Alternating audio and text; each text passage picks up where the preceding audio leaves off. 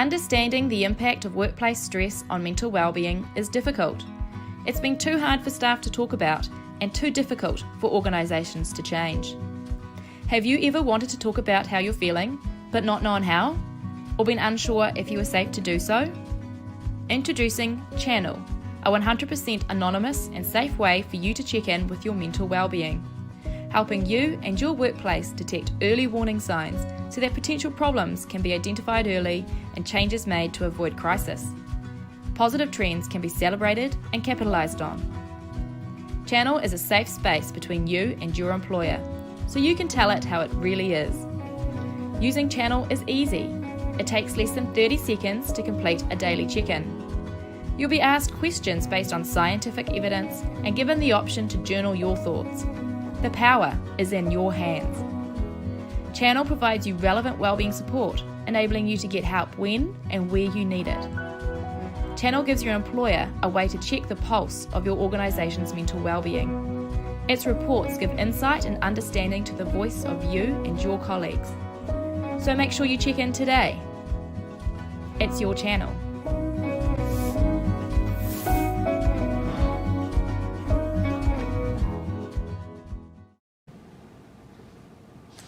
Well, good evening everyone. Kia ora. My name is Dr. Elizabeth Berryman and it's my great pleasure to be with you this evening. And I am the founder and director of chnnl, which is a workplace mental health solution. It is a tool for boards and managers to be able to track and help their employees with their mental health. We've all seen the numbers, 1 in 5 affected by mental health. And what we know is that it has a huge impact on your performance at work. In fact, they say that mental health has double the effect than physical health on your workplace productivity. Who here is a director, a board member, an employer, or a manager? Yeah, lots of you in the room. This might be bad news, but did you know that legislation changed in 2015 to say that directors were now personally liable for identifying psychological risks in the workplace, such as bullying and sexual harassment? Now, we've had 4 years to get used to this because it came into effect in 2016, and to date I haven't seen a solution out there that solves this for managers. Now, sadly, those statistics are very real to me. The 1 in 5, I was the 1 in 5. When I was a 4th year medical student, I experienced bullying at the hands of a senior surgeon. I was a confident person. I was presenting petitions in government trying to get legislation changed for student loans. And yet I was in the situation where I was being bullied and I experienced for the first time in my life anxiety, panic attacks and sleeplessness. And I became a shell of the former person that I was and my confidence plummeted. It was because of the toxic workplace environment that was enabling this to happen. Now, unfortunately for this surgeon, he actually picked on the wrong girl. Because I've now become an international speaker on workplace bullying and on workplace mental health. We put together, here we go. We started doing a lot of advocacy about it. This is the 6 o'clock news and live breakfast TV talking about the issue. We put together a research group, a collaboration between University of Otago and Auckland, and we've decided to work out international recognised solutions for this issue. And what we found was that it was simple.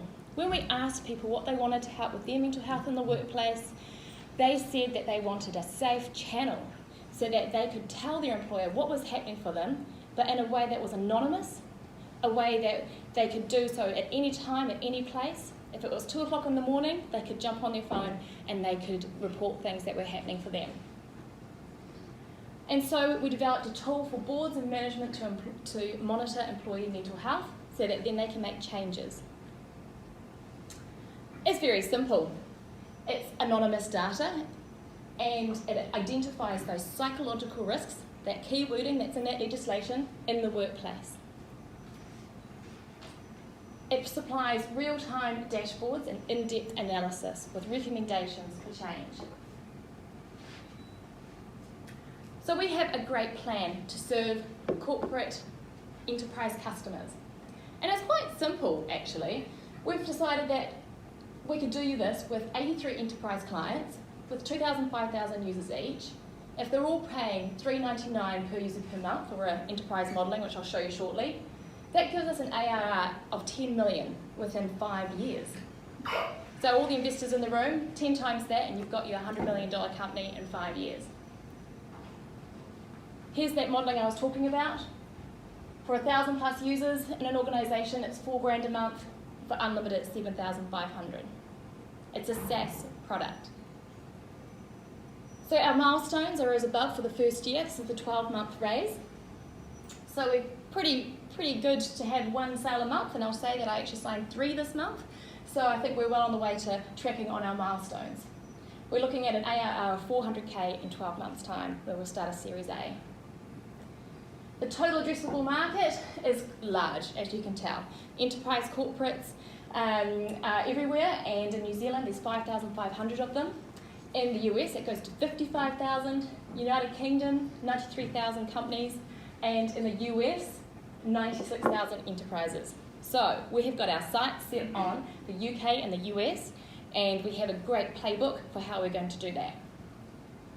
The use of funds. Because we're a software company, we need to put a lot of money into our product development at the moment. We've got some software developers with us today. We've also got cost of sales, and we've got some overheads costs, some rent and things like that as well. There's a full breakdown of the budget available. So as you heard and as you saw in the video at the beginning, we started off in healthcare, and that's because I'm a doctor and that's where the attraction was first coming. So our first customers are Waipata District Health Board, Auckland City Hospital and Starship Hospital at ADHB, St John and Mercy Yasgon.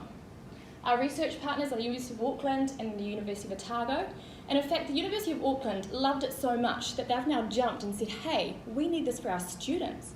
Can you provide us a solution? And so we're now working with them as a customer. As Andy alluded to in the prelude, we did open it up on the 1st of December, which wasn't a great time for corporates because they're all going away on holiday.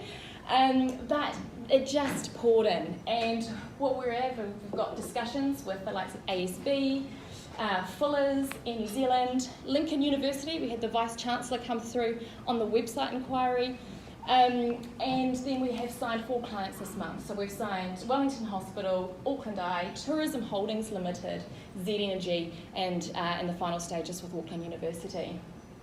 We've got some great testimonials. Today I was at Waipata District Health Board doing a focus group with 60 of their doctors, and I'm always blown away by how much they love it, how it gives them a voice.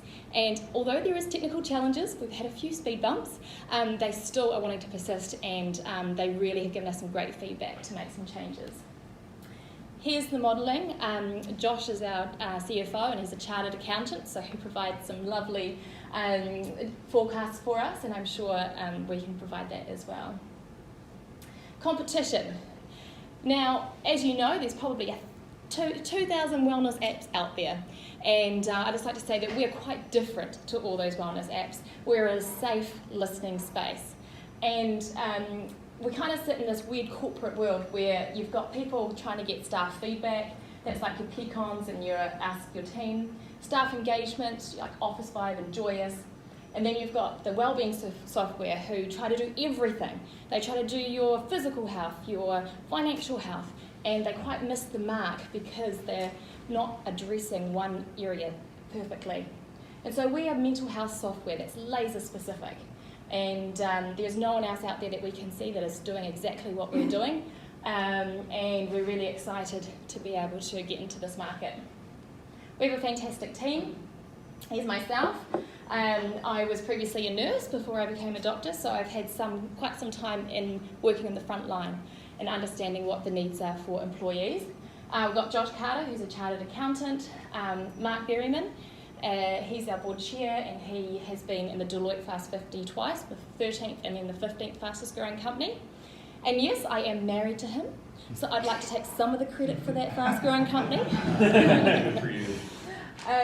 We have a fast growing team, so we've got Yannick Theron as our tech lead, Noel Song, who's here today, as our software developer, and we have Johnny Merkin coming on as legal and advice, because he's actually also the founder of a SaaS company called Nomos One in Dunedin, who's just closed a Series B. We have mental health experts, we have clinical psychologists, organisational psychologists, making sure what we're doing is 100%. and we have an incredible advisory board. We have Simon Small, who's with us here today. Thank you, Simon. He came up to do a strategy day with us on Monday, and he was the founding managing director of Diligence, which is a company that's reached over $200 million in annual recurring revenue. It's now $1 billion company. So we've been looking at the playbook that they've used, and we've got Scott Pearson, who was the head of sales for PushPay. He also then went on to Sin7, and he's got great experience in SaaS products in the US. We've got Dr. Lloyd McCann, who's the CEO of Mercy Radiology, and Anna Campbell. Now, she is an HR guru, and she knows everything HR and has fantastic advice there. So what are we looking for today? We're looking for investment, we're looking for industry experts, and we're looking for expertise. We're doing a seed raise, and it's $800,000 seed raise, and that's on $1 million. We have got a runway for 12 months, and that would get us New Zealand and Australia, and look at getting into the UK and the US. So, it's your channel. This is a great opportunity to get in on a first round on a company that's got global aspirations. Thank you for your time.